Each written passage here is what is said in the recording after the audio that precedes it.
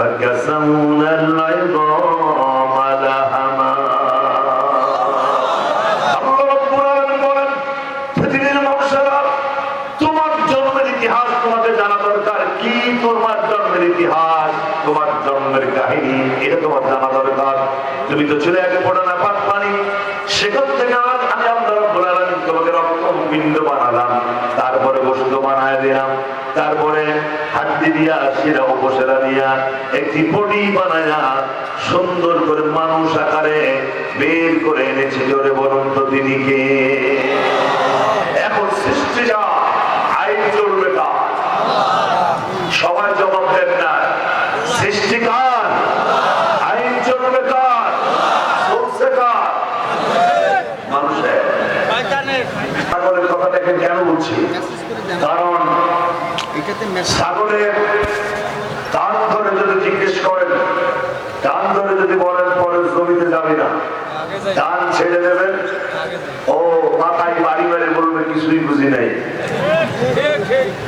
আপনি ছেড়ে দিয়েছেন, যথারীতি অন্যের জমিতে গেছে, 3 দিন পরে আপনার কাছে খবর আসলো আপনার ছাগলের জেল হয়েছে। জেল বোঝেন কিনা? আমি কুষ্টিয়ার মানুষ, আপনার রংপুরের মিঠাপুকুরের মানুষ, আমার ভাষা বুঝতে কি সমস্যা আপনাদের? জেল বোঝেন কিনা? ছাগলের খোয়ার। 3 দিন পরে ছাগলের জামিন হলো, উনি উকিল ধরে ছাগলের জামিন নিয়ে আসলেন। বাড়িতে এনে ছাগলকে যদি এবার কোরআন কারীম এবং বিশুদ্ধ হাদিস থেকে সুন্দর করে সাবলীল ভাষায়, প্রাঞ্জল ভাষায় আপনি যদি ছাগলকে বোঝাতে পারেন, পরের জমিতে যাওয়া কবিরা গুনাহ, কিয়ামতে জাহান্নামে যাবে, এই ধরনের সুন্দর ভাষায় যদি আপনি সুস্থ মস্তিষ্কে ছাগলকে ভালোভাবে বোঝাতে পারেন, আমার বিশ্বাস ছাগল আর পরের জমিতে যাবে না। যাবে কিনা? কারণ 3 দিন না খাওয়া, এটা তো ছাগলের পরিচয়। যারা বিবেকটাকে কাজে লাগায় না, যেমন ভেড়ার কোন বিবেক নাই, পথ দিয়ে যখন পথ চলে দল বেঁধে চলে, এর মধ্যে একটি প্রথম ভেড়া যদি, দলের প্রথম ভেড়া যদি নদীতে লাফ দেয়, পেছনের ভেড়াগুলো নদীতে লাফ দেবে। পেছনের ভেড়া একবারও চিন্তা করবে না যে সামনের রাস্তাটি দুর্গম, বিপজ্জনক, এ রাস্তায় চলাচল করা যাবে না, মৃত্যু হতে পারে, এ ধরনের চিন্তা পেছনের ভেড়া করে না। কিন্তু রয়্যাল বেঙ্গল টাইগার একা একা পথ চলে, সে কিন্তু হিসেব করে পথ চলে। অসংখ্য মেষশাবক, অসংখ্য ভেড়া, দুম্বা, বকরি, অসংখ্য মহিষের ভেতর থেকে একটা রয়্যাল বেঙ্গল টাইগার সে তার কাঙ্ক্ষিত নিশানায় পৌঁছে যায়। সে ঠিক তার টার্গেটে পৌঁছে যায়, কারণ সে বিবেক নিয়ে পথ চলে। বিবেক নিয়ে যারা পথ চলে তারা কখনো রাস্তা হারায় না। কথা বলেন, বিবেকটাকে কাজে লাগাতে হবে। আল্লাহ রাব্বুল আলামিন বিবেক, চোখ এবং কান, এই 3টি বিষয়ে আল্লাহ আপনাকে জিজ্ঞেস করবে। সূরা মুলক আয়াত নম্বর 23। আল্লাহ রাব্বুল আলামিন কোরআন কারীমের মধ্যে চমৎকার করে জানিয়ে দিলেন, কুল হুয়াল্লাযী আনশাআকুম ওয়া জাআলা লাকুমুস সামআ ওয়াল আবসারা ওয়াল আফইদাতা কালীলাম মা তাশকুরুন। কোরআন তেলাওয়াত শেষ হবে, আল্লাহু আকবার আওয়াজ দিয়ে মাঠটাকে একটু জীবিত রাখা যাবে। কি যাবে? আমি যেদিন পৃথিবীতে এসেছিলাম, আমার এক কানে আজান আর এক কানে একামত। কে আওয়ামী লীগ, কে বিএনপি, কে জাতীয় পার্টি, জামাত ইসলাম, এটা কিন্তু মূল্যায়ন করা হয়নি। আজান এক কানে আজান আর এক কানে একামত। আমি জিজ্ঞেস করতে চাই, এই হাজার হাজার জনগণ আমাকে সেভাবে জবাব দিবেন, মুসলমানদের আজানের প্রথম শব্দ কি? সবাইকে বলতে হবে মুসলমানদের ইকামতের প্রথম শব্দ কি? মুসলমানদের নামাজের প্রথম শব্দ কি? আমাদের ঈদের নামাজের প্রথম শব্দ কি? জীবনের শেষ নামাজ জানাজার নামাজের প্রথম শব্দ কি? সুতরাং জীবনের শুরু জীবনের শেষ স্লোগান একটাই হবে, লিল্লাহে তাকবীর। তবে দুঃখ ছাড়া কোনো সত্য, এ বাংলাদেশে অনেক রাজনৈতিক দল আছে যে দল করলে লিল্লাহে তাকবীর আল্লাহু আকবার বলা যায় না। আছে কিনা এরকম দল? যে দল করলে লিল্লাহে তাকবীর আল্লাহু আকবার বলা যায় না, এরকম রাজনৈতিক দলের কপালে আগুন লাগুক। আমিন বলেন। আর একবার আবার দোয়াটা তাড়াতাড়ি কাজে লাগবে। সম্মানিত ভাইরা, আল্লাহ রাব্বুল আলামিন কিয়ামতের দিন আপনার চোখ, কান এবং আপনার অন্তঃকরণ সম্পর্কে জিজ্ঞেস করবেন। এবার আসেন, আল্লাহ রাব্বুল ইজ্জাতুল জালাল বিবেক থেকে জিজ্ঞেস করতে বলছেন। আমার প্রিয় ভাইরা, কথাগুলো খুব ভালো করে শোনা দরকার। আল্লাহ রাব্বুল আলামিন চমৎকার করে জানিয়ে দিলেন, হাল আতা আলাল ইনসানি হিনুম মিনাদ দাহরি লাম ইয়াকুন শাইয়্যান মাযকুরা। মানুষের জীবনে এমন একটি সময় কি অতিবাহিত হয়নি যে সময় তার কোনো বংশ পরিচয় ছিল না, নাম ছিল না, গন্ধ ছিল না। আমি সেই জায়গা থেকে টেনে তাকে উপর উঠালাম, তার মর্যাদা দিলাম, কর্তৃত্ব নেতৃত্ব তাকে দিলাম, তার পরিচয় পত্র প্রতিষ্ঠিত হলো। মানুষ কি তার অতীত ইতিহাসের কথা বিবেক দিয়ে চিন্তা করে না? একটু চিন্তা করে না? আল্লাহ বলছে। আল্লাহ রাব্বুল আলামিনের পর বলেন, আলাম ইয়াতিকুম রুসুলুম মিনকুম ইয়াতলুনা আলাইকুম আয়াতি রাব্বিকুম ওয়া ইউনযিরুনাকুম লিকা। আল্লাহ রাব্বুল আলামিন কিয়ামতের দিন মানুষকে জিজ্ঞেস করবেন যারা জাহান্নামী, এই মানুষগুলোকে জিজ্ঞেস করবে, কেন জাহান্নামে তোমরা আসলে? দুনিয়ার জীবনে তোমরা কি কোরআন থেকে জাহান্নাম সম্পর্কে ধারণা লাভ করো নাই? মিঠাপুকুরের জায়গিরহাটের তাফসীরুল কোরআন মাহফিল থেকে জাহান্নাম সম্পর্কে কি উলামায়ে কেরাম বক্তাগণ তোমাকে কি বিষয়টা জানায় নাই? মসজিদের খতিব, বিভিন্ন উলামায়ে কেরাম, ইসলামী আন্দোলনের নেতা কর্মীরা জাহান্নাম সম্পর্কে তোমাদেরকে শোনায় নাই? নবী রাসূলগণকে শোনায় নাই? তখন তারা বলবে, ক্বালু ক্বাদ জাআনা নাযীরা। ওরা বলবে, হ্যাঁ এটা আমরা শুনেছিলাম, কিন্তু ফাকাদ্দাবনা, আমরা এটাকে মিথ্যা বলেছিলাম। এবার আসেন জাহান্নামীরা কি বলবে, ভালো করে লক্ষ্য করো। আল্লাহ রাব্বুল আলামিন কোরআনে কারীমের মধ্যে সব কথা পরিষ্কার করে জানিয়ে দিলেন। ক্বালু লাউ কুননা নাসমাউ আও নাকিলু মা কুননা আসহাবিস সাঈর। ওরা সেদিন বলবে, আমরা যদি কোরআন শুনতাম আর বিবেক দিয়ে যদি বুঝতাম, আমরা চার স্টারে যদি সময় না কাটিয়ে, টেলিভিশনের সামনে সময় না কাটিয়ে, রাস্তায় দাঁড়িয়ে যত্নাবেশ আমরা বিনা অর্থ দাঁড়িয়ে না থেকে যেখানে সেখানে সময় না দিয়ে কোরআন শুনতাম, বিবেককে বুঝতাম, আজ আমাদের জাহান্নামে আসতে হতো না। তাহলে বুঝে গেল, হৃদয় দিয়ে, অন্তর দিয়ে, বিবেক দিয়ে যদি কোনো ব্যক্তি চিন্তা করে, সে ব্যক্তি কখনো রাস্তা হারায় না। কথা কে বলেছেন? এত আস্তে বললে হবে না। কে বলেছেন?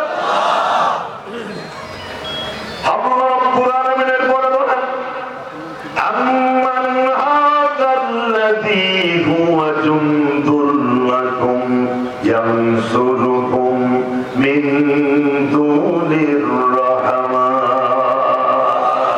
লিল্লাহি তাকবীর। আর জোরে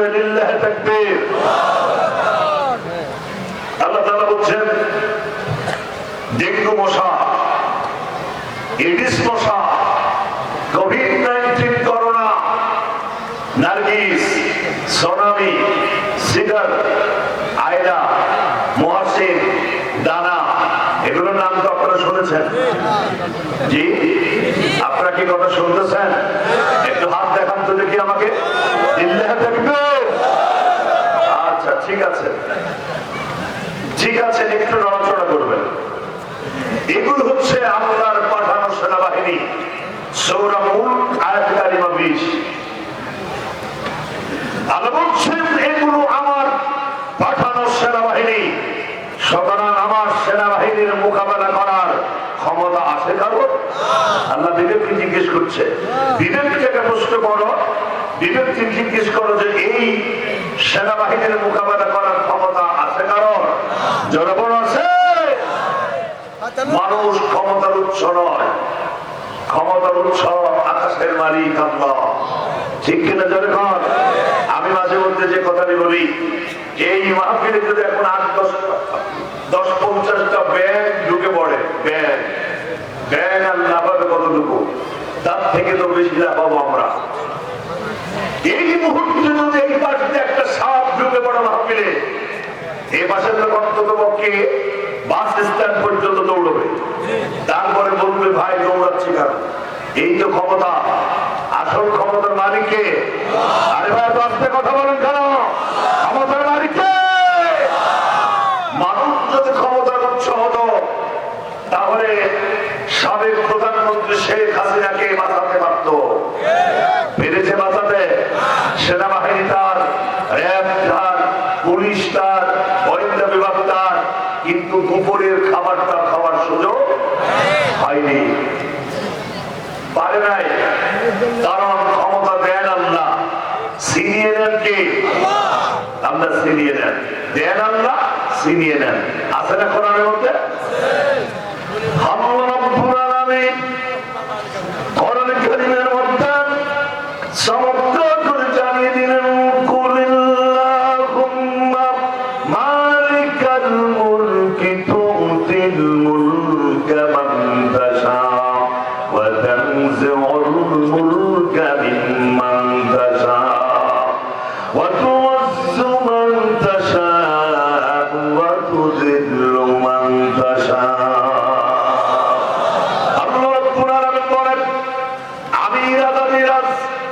আমি সম্রাট সম্রাট, আমি মালিক রাজা, আমি রাজার রাজা, বাচ্চার বাচ্চা, যারে খুশি ক্ষমতা দান করি, আর বেয়াদবি করলে কান ধরে নামায় দিই।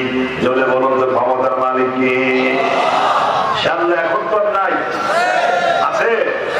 অনেক বয়স হয়েছে নাকি? না সেরকমই আছে?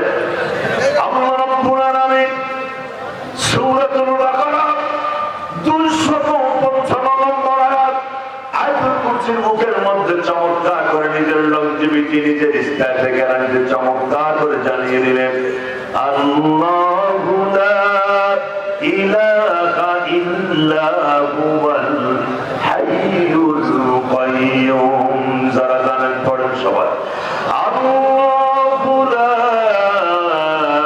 ইলাহা ইল্লা হুয়াল হাইয়ুল কাইয়্যুম। আল্লাহ বিশ্বনবী বলেন, এই আয়াতটি গোটা কোরআনের সবথেকে দামি, সবথেকে সেরা আয়াত আয়াতুল কুরসি। যে ব্যক্তি একবার তেলাওয়াত করবে সে যেন গোটা কোরআনের 4 ভাগের 1 ভাগ তেলাওয়াতের সমান সওয়াব পাওয়া যাবে। সুবহানাল্লাহ বলা যাবে নাকি? তিনি তো চিরঞ্জীব, তিনি চিরস্থায়ী, তিনি ছিলেন, তিনি আছেন, তিনি থাকবেন, যার শুরু নাই, যার শেষ নাই, যিনি ঘুমান না, যিনি ঝিমান না, যিনি আকাশ আর জমিন চালাতে গিয়ে কখনো দুর্বল হয়ে যান না। জোরে বলুন তো তার নাম কি? এরকম আল্লাহ কয়জন? একটু আঙ্গুল আকাশের দিকে উঁচু করে সবাইকে সাক্ষী দেন, আল্লাহ কয়জন? আল্লাহ রাব্বুল আলামিন ছোট্ট একটি সূরার মধ্যে নিজের পরিচয় চমৎকার করে তুলে ধরেছেন।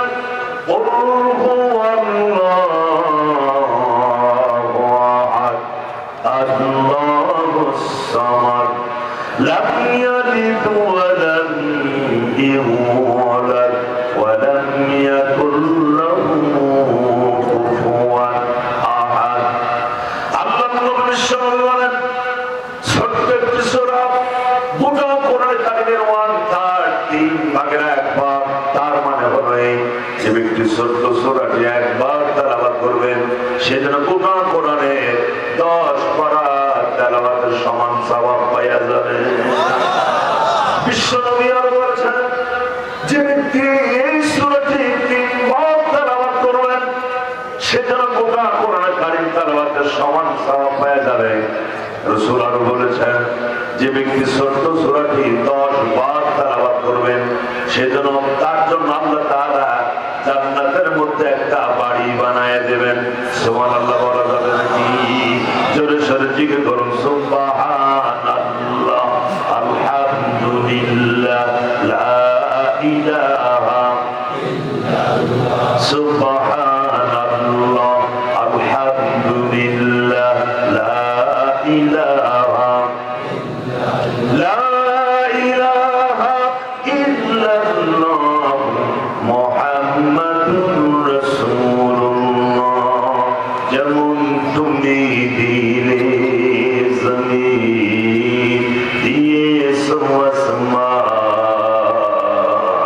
সুখীর সমান করতে দিলে তেমনি কোরআন তোমার দয়া ফুরান দয়া ফুরান দয়া ফুরান। তৃষ্ণা নিবারণে দিলে স্বচ্ছ সাধু পানি জঠর জ্বালা জুড়াতে ফল ফসল জানি। তৃষ্ণা নিবারণে দিলে স্বচ্ছ সাধু পানি জঠর জ্বালা জুড়াতে ফল ফসল জানি। পথের দিশায় তেমনি দিলে পথের দিশায় তেমনি দিলে রাসূলে আকরাম রাসূলে আকরাম রাসূলে আকরাম। যেমন তুমি দিলে জমিন দিয়েছো আসমান সুখের সমাজ গড়তে দিলে তেমনি কোরআন তোমার দয়া ফুরান দয়া ফুরান দয়া ফুরান। লিল্লাহ তাকবীর আর জোরে লিল্লাহ তাকবীর। কথা বলতেছিলাম বিবেক, বিবেকটাকে যারা কাজে লাগায় তারা কখনো রাস্তা হারায় না। কথা বলে না কেন? আমরা কথা বলবো ইনশাআল্লাহ, সব কথাগুলোই আমরা বলার চেষ্টা করবো। এখন আপনাদেরকে কয়েক মিনিট আমরা একটু কষ্ট দেবো। আমাদের ছেলেরা আপনাদের কাছে যাবে, আমরা মেহরবানি করে টাকা পকেট থেকে বের করে প্রস্তুত থাকবেন। ব্যাংক যাওয়ার সাথে সাথে 3-4 মিনিটের মধ্যে যেন কালীর সন্ধ্যা শেষ হয়ে যায়। আমাদের ছেলেরা ব্যাংক নিয়ে ঢুকছে এখনই। জি জি যান যান যান, ছেলেরা ঢুকে পড়েন। একজন একেবারে সামনে থেকে না, সামনে থেকে সবাই ইসলামী সমাজ কল্যাণ পরিষদ, ইসলামী সমাজ কল্যাণ পরিষদ সমাজের কল্যাণে এটা গঠন হয়েছে। মেহরবানি করে আপনার সবাই দিবেন, ফিরাবেন না কেউ। পকেটে যদি আপনার 2 টাকাও থাকে সেটাও আপনি এদেরকে দেওয়ার চেষ্টা করবেন। 10 টাকা 20 টাকা 100 500 যেটা পারেন সেভাবে দেওয়ার চেষ্টা করবেন, ফিরাবেন না। একজন পকেট থেকে টাকা বের করে প্রস্তুত থাকে। অসংখ্য মেয়েরা কোরআনে কারীমের মাহফিল এসেছেন, মা বোনরা আঁচলে টাকা বেঁধে রেখেছেন। অসংখ্য মেয়েদের থেকে যারা দায়িত্বশীল রয়েছেন, মেয়েরা যারা দায়িত্বশীল আছেন, আপনারা সেখান থেকে টাকা কালেকশন করে আমাদের কাছে পাঠিয়ে দেন। আপনাদের কাছে আমাদের বেগ দিয়েছে, বেগটাকে ফেরত দিবেন না, মেহরবানি করে একজনও ফেরত দেবেন না। আর জোরে সোরে জিকির করুন সুবহানাল্লাহ, আলহামদুলিল্লাহ, লা ইলাহা। আরো জোরে সোরে জিকির করুন সুবহানাল্লাহ, আলহামদুলিল্লাহ, লা ইলাহা, লা ইলাহা ইল্লাল্লাহ, মুহাম্মাদুর রাসূলুল্লাহ সাল্লাল্লাহু আলাইহি ওয়াসাল্লাম।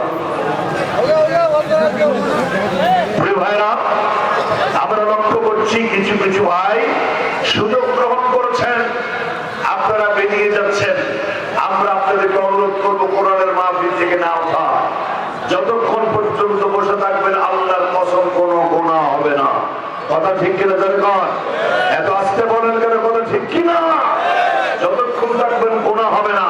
কিন্তু উঠা বসা করলেই যারা 4 স্তরে বসা আছেন, দাঁড়ান আছেন, তারা কোনো না কোনো গুনার সাথে জড়িয়ে আছেন। মেহেরবানি করে কোরআনের মাহফিলের জন্য আমরা একটা স্লোগান দিয়ে আমরা নতুন করে আবার আলোচনা শুরু করতে চাই।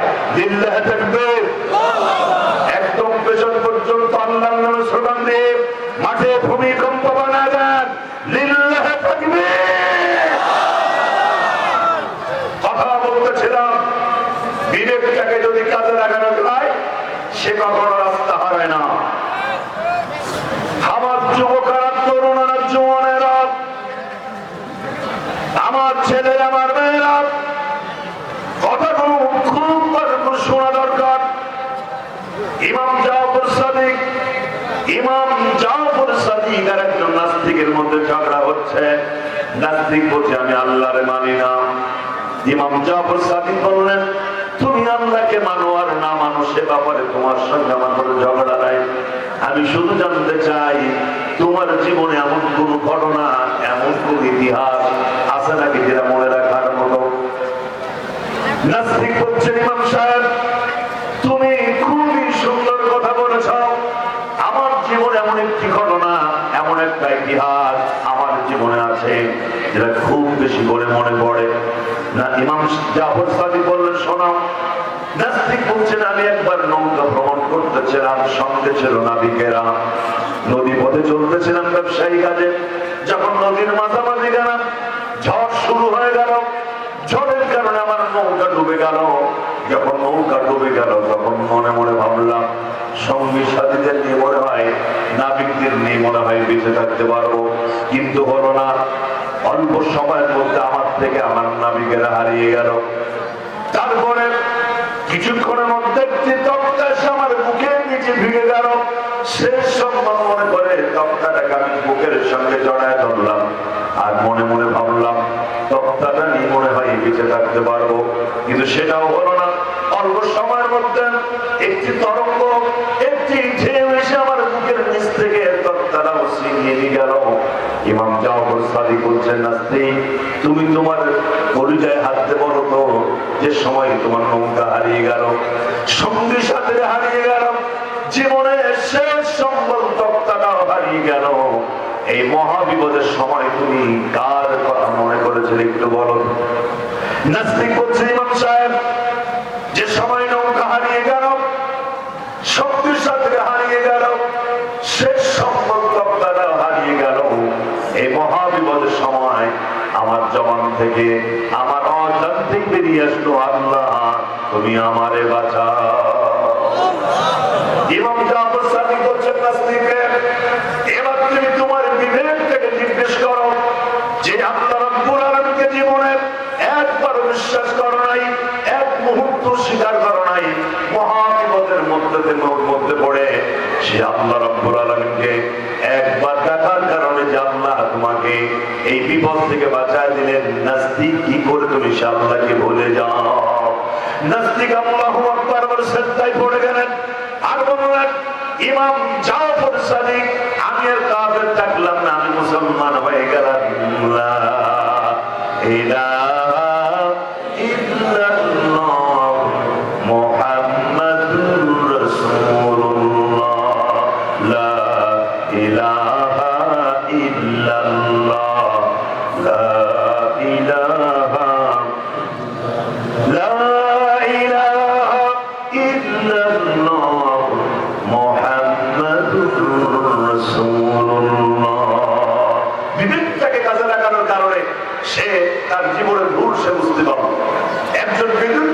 করা হলো। বেদুইন বলা হয় সেই লোকটিকে যে লেখাপড়া জানে না।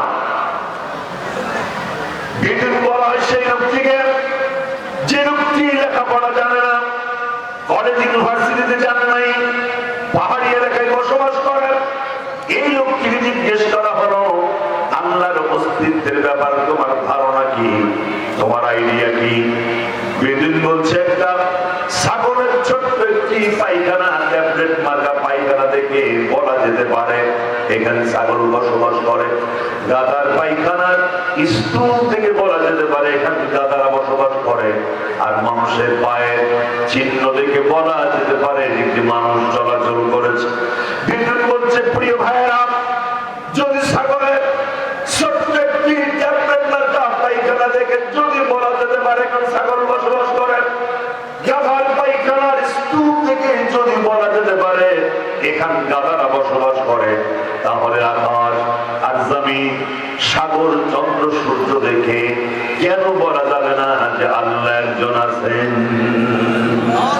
এটা হচ্ছে বিবেক।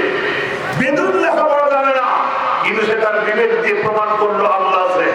আর ঢাকা বিশ্ববিদ্যালয়ের প্রফেসর তিনি বললেন, মোহাম্মদের নাম শুনলে সন্ত্রাসের গন্ধ বের হয়। কথা বলেন এখন আপনারা, যে লোকটি মোহাম্মদের নাম শুনলে গন্ধ বেরোয় কথা বললো, তার নামে মামলা হলো না। আরেকজন বললো আল্লাহকে দুর্বল, তার নামে মামলা হলো না। আরেকজন বললো ইসলাম নারীকে ঠকিয়েছে, তার নামে মামলা হলো না। আরেক কবি বললো সকালে আযান শুনলে মনে হয় ব্যবসা তার খরিদ্দার থাকতে, তার নামে মামলা হলো না। মামলা হয়েছে, হামলা হয়েছে তাদের বিরুদ্ধে। তারা পৃথিবীর জীবন থেকে, বাংলাদেশ থেকে মানুষের তৈরি করা মতবাদের মুখে লাফিয়ে কোরআনের রাজকাজ করতে চায়, তাদের নামেই মামলা করা হয়েছে। কথা ঠিক কিনা?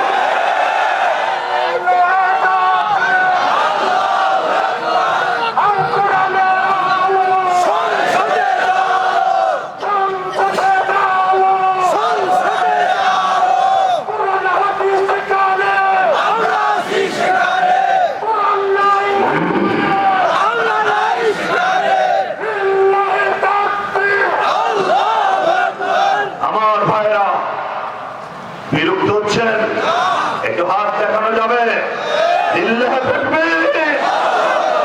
আমার বন্ধুগণ, আমার প্রিয় ভাইরা, বিবেক দিয়ে পথ চললে কখনো রাস্তা হারায় না। এবার আর একটা কথা আমি আপনাদের ব্রেনে দিতে চাই।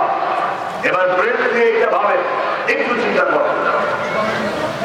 সারাদিন বিএনপির মিছিল করেছেন,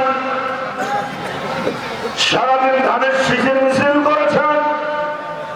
সন্ধ্যার সময় যদি আওয়ামী লীগের অফিসে কি বলেন, আওয়ামী লীগের ভাইয়েরা সারাদিন ধানের শীষের মিছিল করতে গিয়ে খুব তৃষ্ণা পেয়েছি, ও নৌকার ভাইয়েরা তোমরা আমাদের একটু কোক খাওয়াও।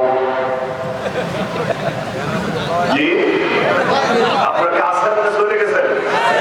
আচ্ছা, সারাদিন নৌকার মিছিল করে, ধানের শীষের মিছিল করে আওয়ামী লীগের অফিসে যদি কোক চাই, পাওয়া যাবে? এত আস্তে কথা বলে কেন? পাওয়া যাবে? সারাদিন নৌকার মিছিল করেছেন, নৌকার আন্দোলন করেছেন, বিক্ষোভ মিছিল আর নির্বাচনী কর্মকাণ্ড করতে গিয়ে খুব ক্ষুধা পেয়েছেন। সন্ধ্যার সময় যদি ধানের শীষের অফিসে এসে বলেন, ও ধানের শীষের ভাইয়েরা, ও বিএনপির ভাইয়েরা, সারাদিন নৌকার মিছিল করতে গিয়ে খুব ক্ষুধা পেয়েছি, তোমরা আমাদের একটু বিরিয়ানি খাও, খাওয়াবে নাকি? নৌকার মিছিল করে যদি ধানের শীষের অফিসে বিরিয়ানি না পাওয়া যায়, ধানের শীষের মিছিল করে যদি নৌকার অফিসে যদি কোক না পাওয়া যায়, তাহলে সারা জীবন আন্দোলন করলেন কোরআনের বিরুদ্ধে, সারা জীবন বিক্ষোভ মিছিল করলেন ধর্ম নিরপেক্ষ মতবাদের পক্ষে, সারা জীবন আন্দোলন করলেন সমাজতন্ত্রের পক্ষে, পুঁজিবাদের পক্ষে। আপনি ইসলামী আন্দোলন, আপনার আন্দোলন ইসলামের কাজে লাগলো না, ধর্মঘট ইসলামের কাজে লাগলো না, আপনি লেখালেখি সাংবাদিকতা ইসলামের কাজে লাগলো না। এখন মরার পরে জান্নাতে যেতে চান, জান্নাতে যাওয়া যাবে নাকি? জোরে বলুন, যাওয়া যাবে? ক্লিয়ার? বিবেককে যদি প্রশ্ন করেন,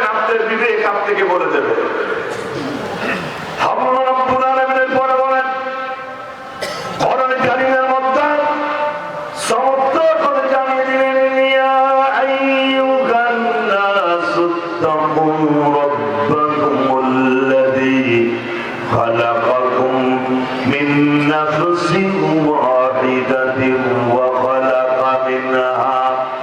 وخلق منها زوجها وبث منهما رجالا كثيرا ونساء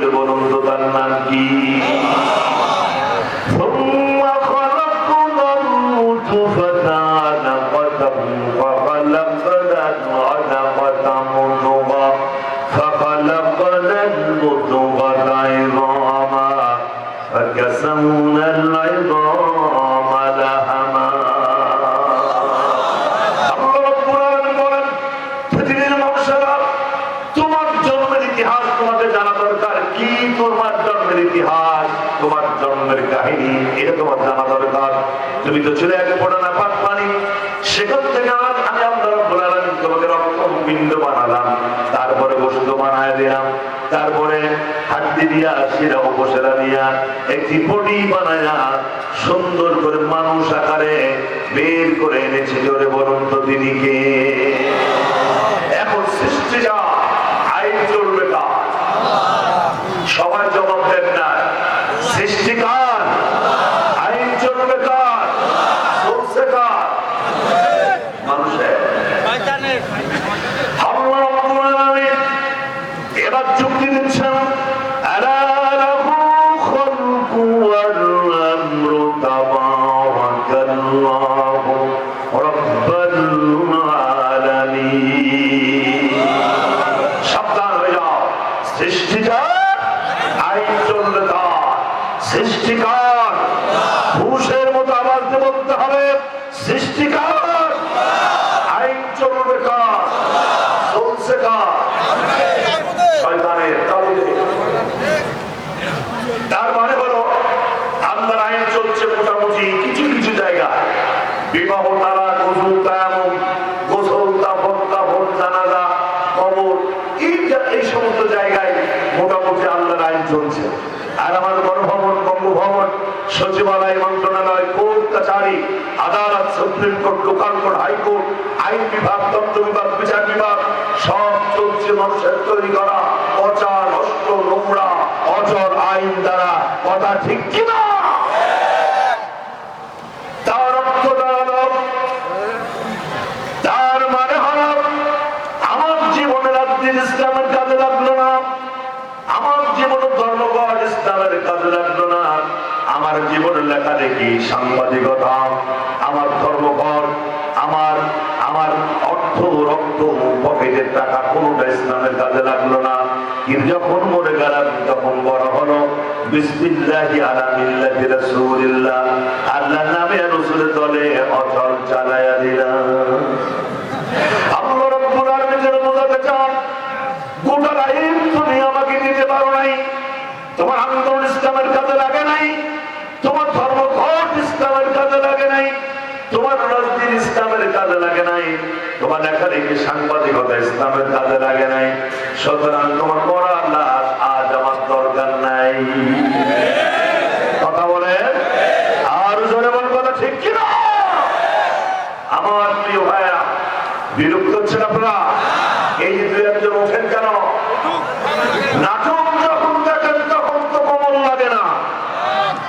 বাংলাদেশের এখন এক একটা 4 স্টার এক একটি সিনেমা হল হয়ে গেছে। কথা ঠিক কিনা?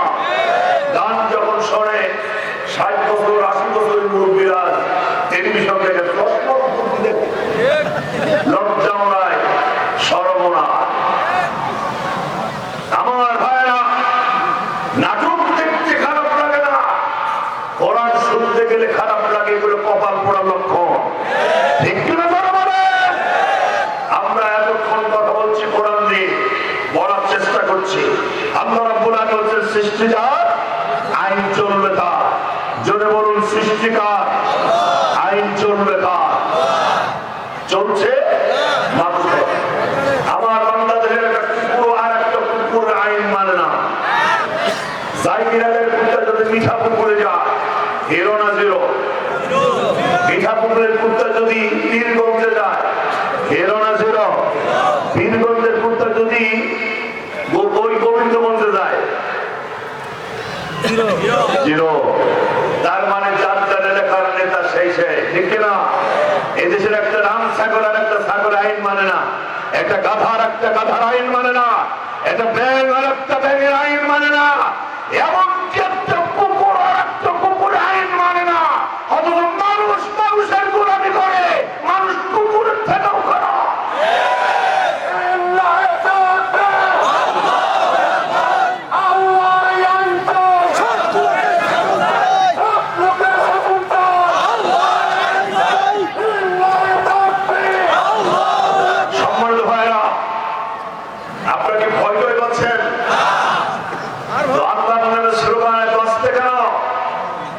বিজ্ঞানীরা বলেছেন গবেষণা করে লিল্লাহে তাকবীর আল্লাহু আকবার এটা ক্যান্সারের ঝুঁকি কমায়। সুবহানাল্লাহ বলতে পারলাম না? লিল্লাহে তাকবীর আল্লাহু আকবার এটা হার্ট অ্যাটাকের ঝুঁকি কমায়, এটা বিজ্ঞানীরা বলেছেন। বিজ্ঞানীরা আমাদের মতন গাজায় টান মারি কথা বলে না।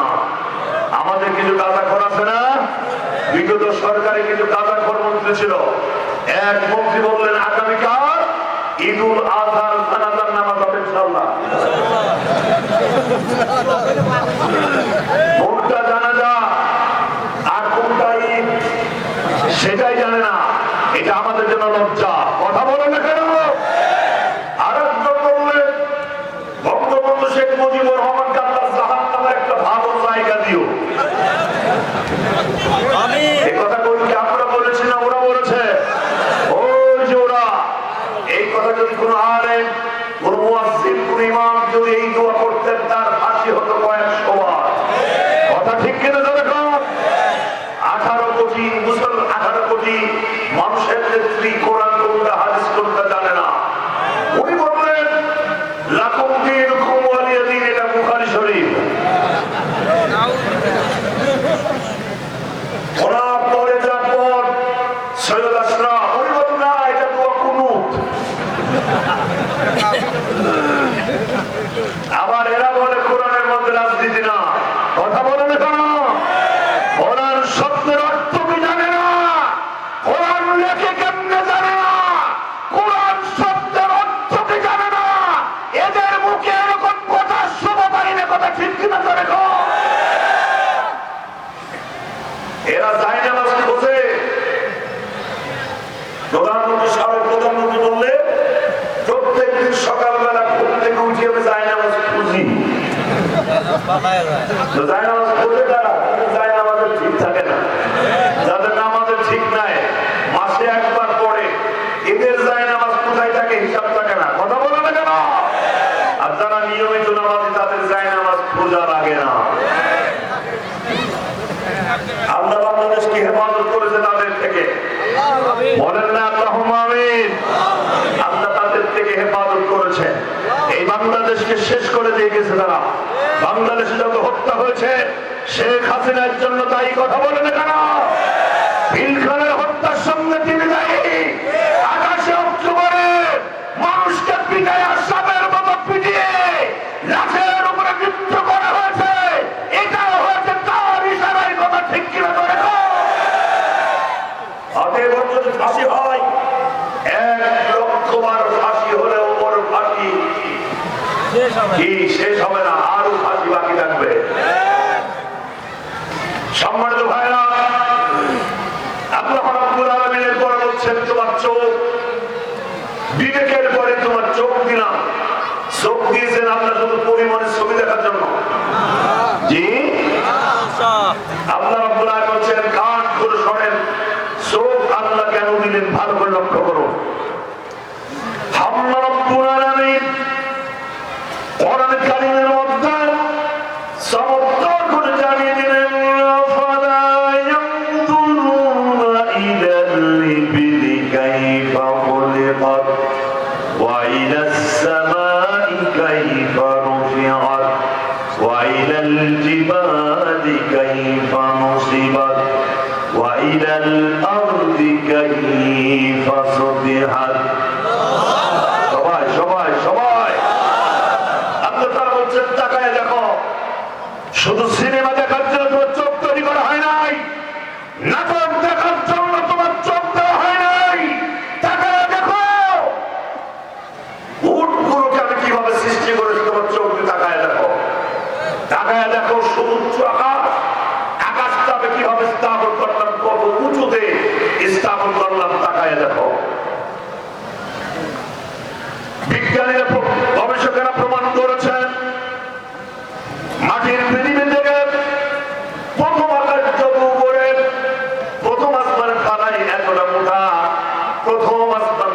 দ্বিতীয় আসমান যত উপরে, দ্বিতীয় আসমান ঢালাই ততটা মোটা। দ্বিতীয় আসমান থেকে তৃতীয় আসমান যত উপরে, তৃতীয় আসমানের ঢালাই চিনতে এতটা মোটা। সুবহানাল্লাহ বলা যাবে নাকি? আল্লাহ রাব্বুল আলামিন কোরআনে কারীমের মধ্যে বলছেন, আল্লাযী খালাকা সাবআ সামাওয়াতিন তিবাকা মা তারা ফী খালকির রাহমানি মিন তাফাউত ফারজি'ল বাসারা হাল তারা মিন ফুতুর। আল্লাহ তাআলা বলেন, আকাশ বানালাম 7টি স্তরে।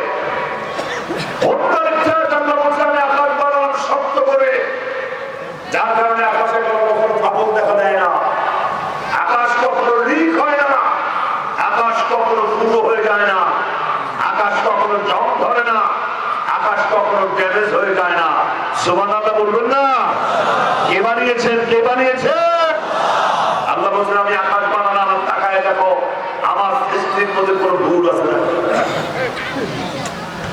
একজন বুজুর্গ, একজন আল্লাহর ওলি বটগাছের নিচে বসে সূরা মুন তেলাওয়াত করতেছিলেন। যখন তিনি এখানে পৌঁছে গেলেন, হাল তারা মিন ফুতুর, দেখো তো আমার সৃষ্টির মধ্যে কোনো ভুল আছে নাকি। বুজুর্গ থমকে দাঁড়িয়ে গেলেন, তেলাওয়াত বন্ধ করে দিলেন। তিনি চিন্তা করতে লাগলেন আল্লাহর সৃষ্টির মধ্যে কোনো ভুল আছে নাকি দেখার জন্য।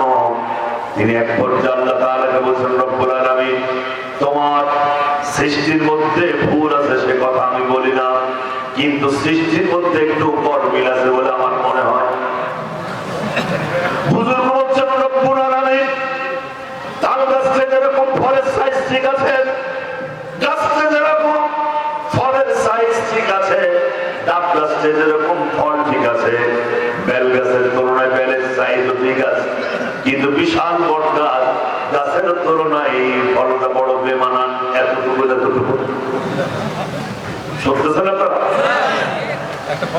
বুজুর্গ বলছেন, রব্বুল আলামিন, যদি কোন জায়গায় ভুল না থাকে তারপরেও আমি মনে করি এখানে একটু ভুল আছে। তিনি যখন এরকম চিন্তা করতেছিলেন, তাফসীরের মধ্যে এসেছে হঠাৎ করে বাতাসের আঘাতে ডালে বাড়ি লেগে আধা পাকা একটা বটের ফল ধস করে বুজুর্গের নাকের উপর পড়ছে। বুজুর্গ আল্লাহু আকবার করে সিজদায় পড়ে গেলেন আর বললেন, রব্বুল আলামিন, তোমার সৃষ্টির মধ্যে কোনো ভুল নাই, কারণ আমার চিন্তা, আমার পরিকল্পনা অনুযায়ী যদি গাছের বডি অনুযায়ী ফলের ওজন হইতো, আর যে পজিশন বদল করছে তাতে আমার নাক হয়ে যেত, করলাও উড়ে চলে যেত। সুবহানাল্লাহ বলা যাবে নাকি? আল্লাহ রাব্বুল আলামিন বলছেন, সুমারজিল বাসারা কাররাতাইনি ইয়ানকালিব ইলাইকাল বাসারু খাসিয়াও ওয়া হুয়া হাসীব। তোমার চোখ যদি এভাবে বারবার তাকায় দেখো, বারবার দেখতে থাকো, তারপরেও আল্লাহ সৃষ্টির মধ্যে কোনো ভুল তোমার চোখে ধরা পড়বে না। সুবহানাল্লাহ। জোরে জোরে জিজ্ঞেস করুন, সুবহানাল্লাহ, আলহামদুলিল্লাহ, লা ইলাহা ইল্লাল্লাহ। আর জোরে জোরে সুবহানাল্লাহ, আলহামদুলিল্লাহ, লা ইলাহা ইল্লাল্লাহ, মুহাম্মাদুর রাসূলুল্লাহ সাল্লাল্লাহু আলাইহি ওয়াসাল্লাম। আল্লাহ এরপর বলছেন, আমি ওয়াইলাল আরদি কাইফা সুতিহা, আমি জমিন বানালাম বসবাসের উপযোগী। সুবহানাল্লাহ বলেন কেন? সুবহানাল্লাহ। আল্লাহ রাব্বুল আলামিন বলছেন, তাকায়া দেখো জমিনকে আমি কি সুন্দর ভাবে বানালাম। সূরা বাকারার মধ্যে আল্লাহ রাব্বুল আলামিন বলেন, আল্লাযী জাআলা লাকুমুল আরদা ফিরাশান ওয়াস সামাআ বিনাআ وأنزل من السماء ماء فأخرج به من الثمرات رزقا لكم فلا تجعلوا لله أندادا وأنتم تعلمون।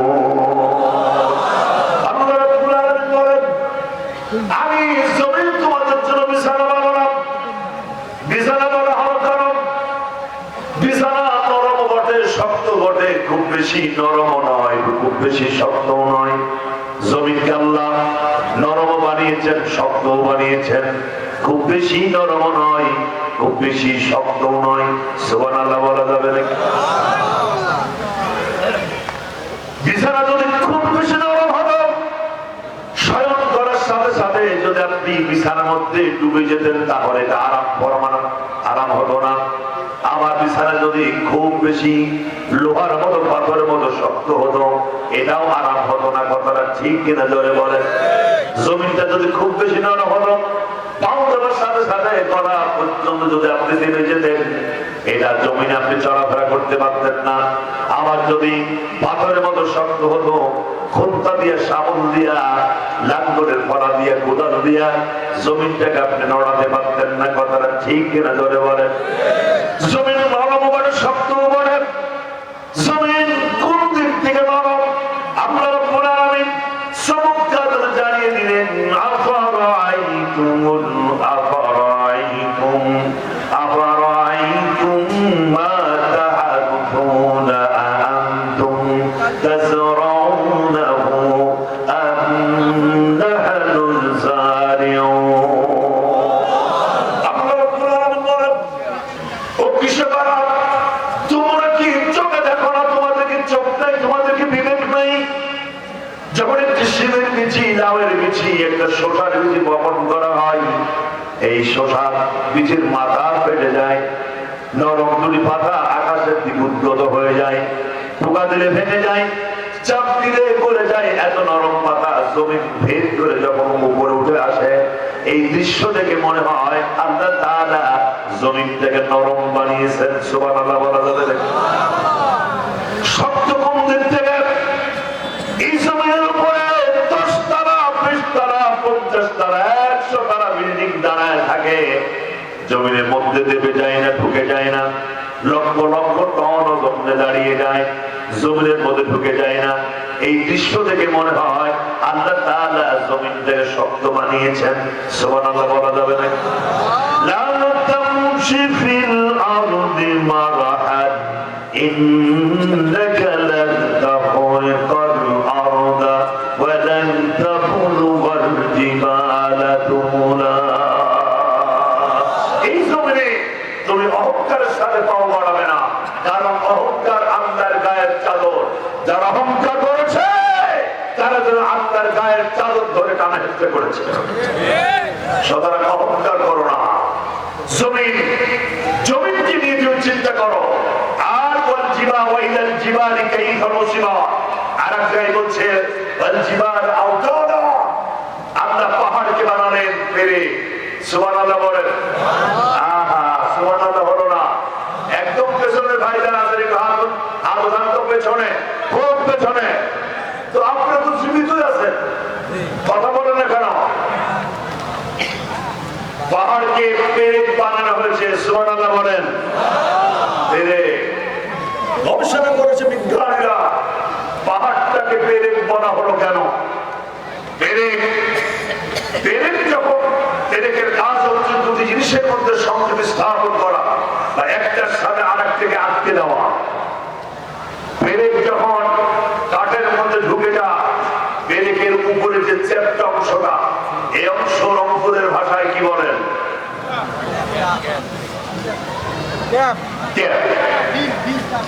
যাই হোক, একটা দুটি বলেন, ক্যাপ বলেন, টুপি বলেন, ছাতা বলেন, মাথা বলেন, একটা বলেন।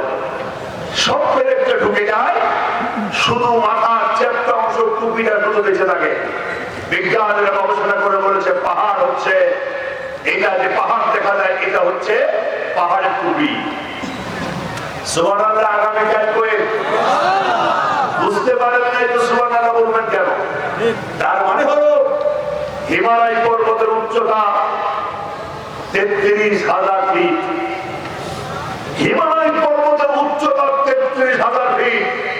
এই 33,000 ফিট হচ্ছে হিমালয় পর্বতের টুপি। এই যদি হয় টুপি, তাহলে হিমালয় পর্বত কত বড়? কে বানিয়েছেন? আর জোরে। হিমালয় পর্বত উঠে শুধু নতুন বৌনি হানিমুন করার জন্য হিমালয় পর্বত বানানো হয় নাই। বঙ্গোপসাগরে অর্ধ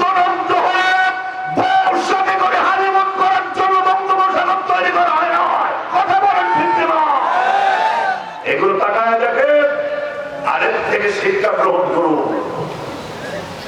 পাহাড় দেখেন আর চিন্তা করেন, পাহাড় যদি হয় এত বিশাল, তাহলে এই পাহাড়ের স্রষ্টা কত বিশাল।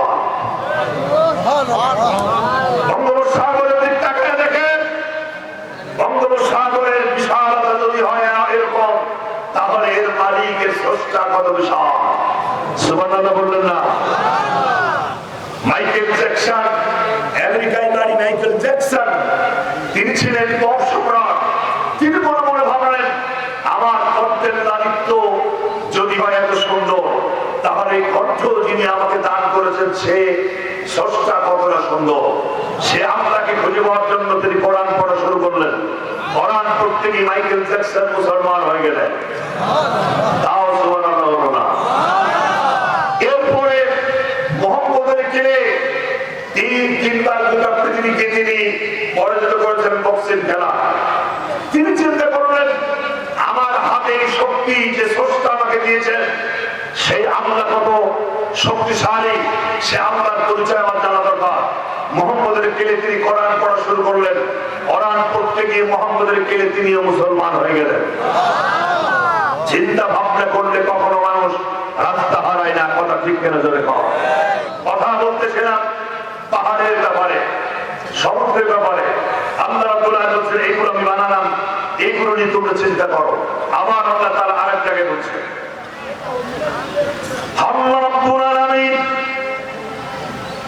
কোরআন কারীমের মধ্যে চমৎকার করে জানিয়ে দিলেন, ওয়া হুয়াল্লাযী মারাজাল বাহরাইনি হাযা আযবুন ফুরাতুন ওয়া হাযা মিলহুন মুজাদ ওয়া জাআলা বাইনাহুমা বারযাখান ওয়া হিজরান মাহজুরা। আল্লাহ রাব্বুল আলামিন বলেন, আমি নদীর পানি কি করলাম মিষ্টি, আর সমুদ্রের পানি কি করলাম লবণাক্ত। পদ্মা, মেঘনা, যমুনা, কুশিয়ারা, কপোতাক্ষের পানি হলো মিঠা, আর বঙ্গোপসাগরের পানিকে আল্লাহ লবণাক্ত করলেন। কেন করলেন এটা নিয়ে কখনো ভেবেছেন নাকি? ভাববেন কখন? কিলাকিলি তো জানছেন, এগুলো নিয়ে ভালো সময় কোথায়? পদ্মা, মেঘনা, যমুনার পানি হচ্ছে মিঠা, আর বঙ্গোপসাগরের পানি হচ্ছে লবণাক্ত। কারণ নদীর পানি হচ্ছে প্রবাহমান, সমুদ্রের পানি হয় স্থির।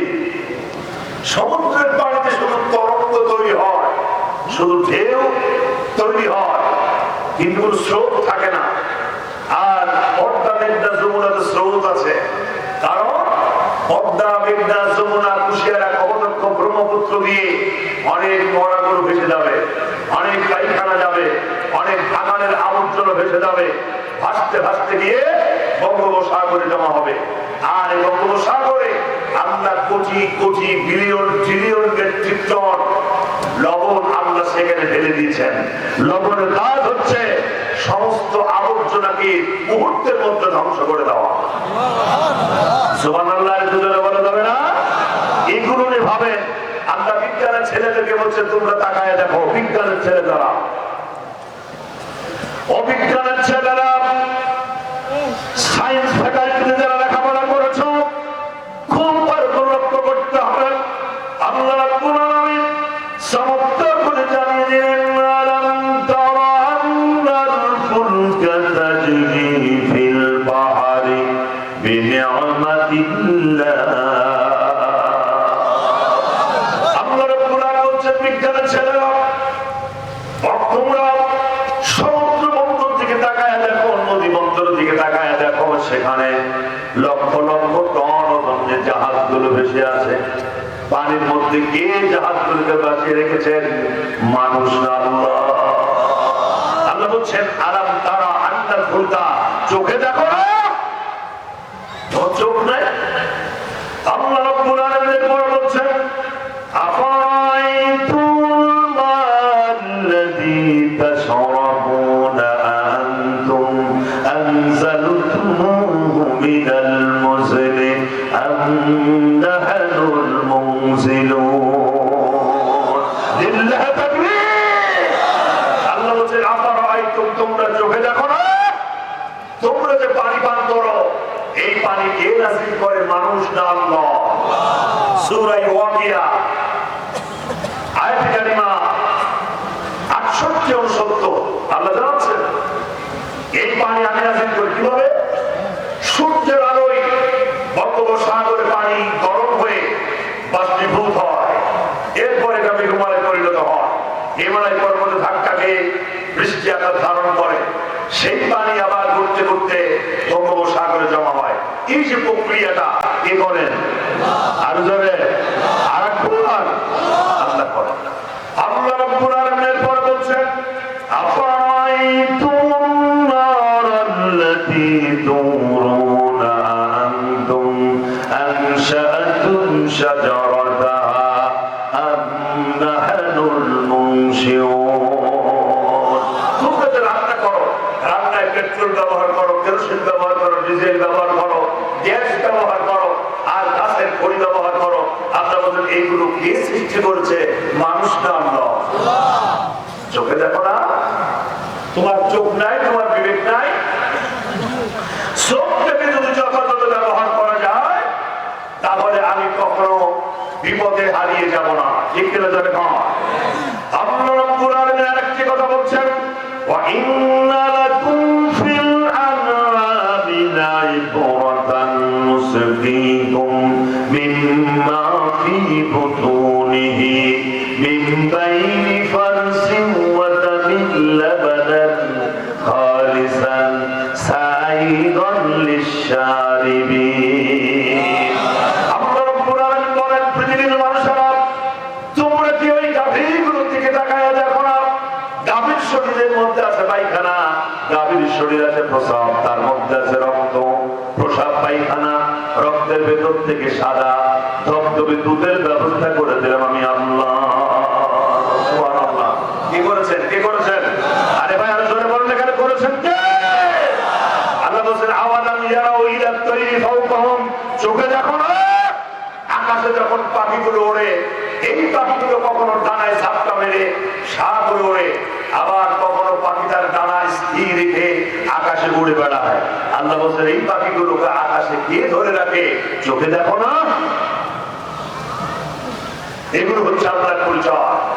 এই চোখটাকে যদি নিষিদ্ধ জায়গা থেকে চোখটাকে ফিরিয়ে দিয়ে যদি আল্লাহর কোরআন তেলাওয়াত করতাম, কোরআন নিয়ে গবেষণা করতাম, আল্লাহ সৃষ্টির গবেষণা করতাম, এই বাংলাদেশে একটা নাস্তিকের জন্ম হতো না। কথা ঠিক কিনা বলে তো?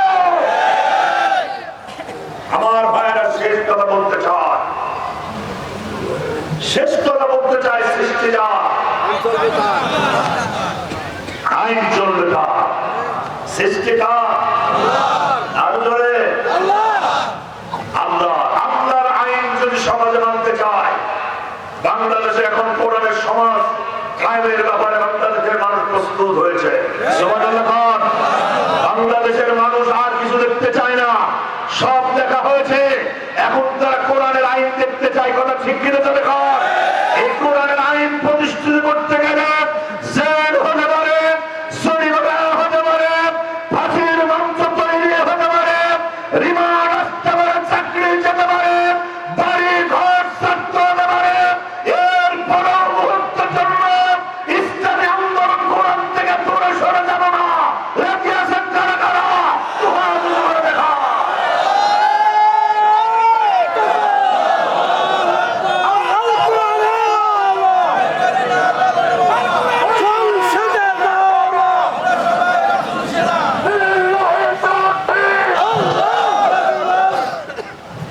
সমাজ ভাইরা, আগামীকাল হবে কোরআনে কারীমের মাহফিল শেষ রাত। আসবেন তো আপনারা? সবাই আসবেন।